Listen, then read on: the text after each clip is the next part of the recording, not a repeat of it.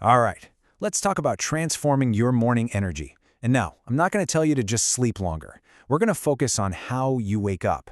The science behind this is actually really simple, and trust me, it can change everything. You know the feeling. You did everything right, went to bed on time, got your full 8 hours. So why does your alarm feel like a personal attack? Why do you feel completely exhausted?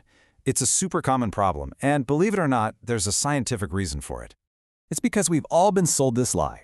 We're totally obsessed with the quantity of sleep, convinced that 8 hours is some kind of magic number. But look, if you're sleeping that long and still waking up tired, a lack of sleep isn't your problem. You're dealing with something else entirely.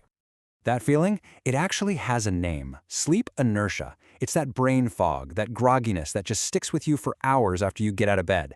And here's the kicker: fixing it has absolutely nothing to do with going to bed earlier.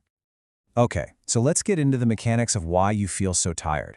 It's not about how long you're out for. It's all about the timing. And that timing's dictated by your brain's natural rhythm, which, it turns out, operates in these really predictable cycles. All night long, your brain moves through these repeating 90-minute cycles. It goes from light sleep down into a really deep sleep where your body recovers, and then back up into REM sleep. That's where your brain, memory, creativity, all that good stuff. And then it just repeats over and over.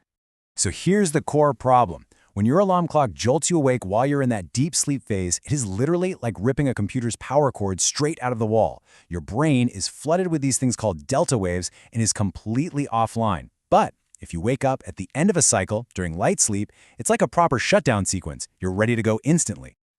So what's the first thing most of us do to fight off that groggy, just woke up feeling? We reach for coffee, right? Big mistake. It turns out that's a huge misstep that actually sets you up for an energy crash later in the day.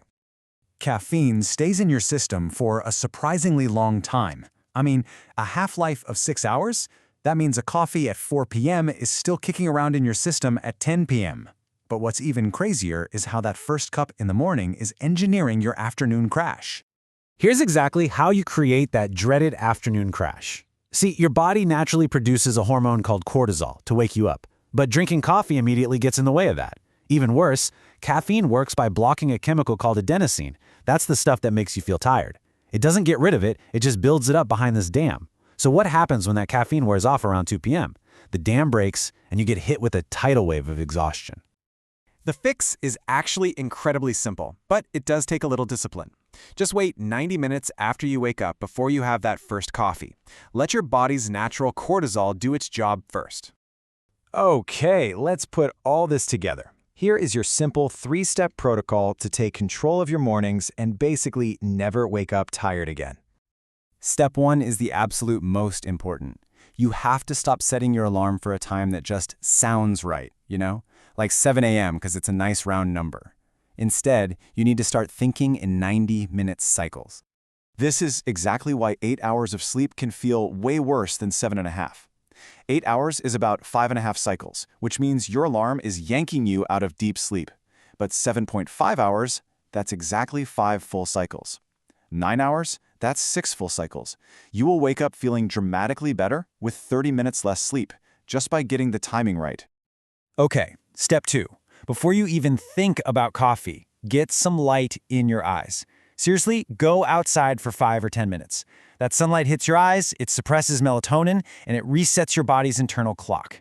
It basically tells your brain, hey, it's officially time to be awake and alert. And finally, step 3. You just spent the whole night breathing out water vapor. You are dehydrated. Your body needs water way more than it needs coffee first thing in the morning. So drink a full glass of water, maybe even add a tiny pinch of salt to it, and rehydrate your system before you caffeinate. So, the crucial point is this: it's time for a major shift in how we think. Stop obsessing over the number 8. Start obsessing over your cycles. We need to stop focusing on quantity and start focusing on quality and, most importantly, timing.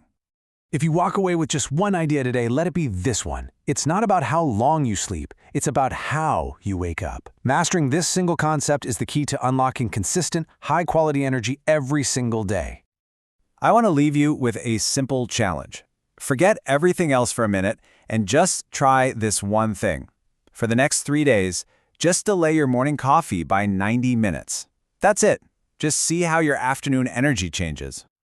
The tools are simple, the science is clear. So the only real question left is, are you ready to stop feeling tired and start taking back control of your energy?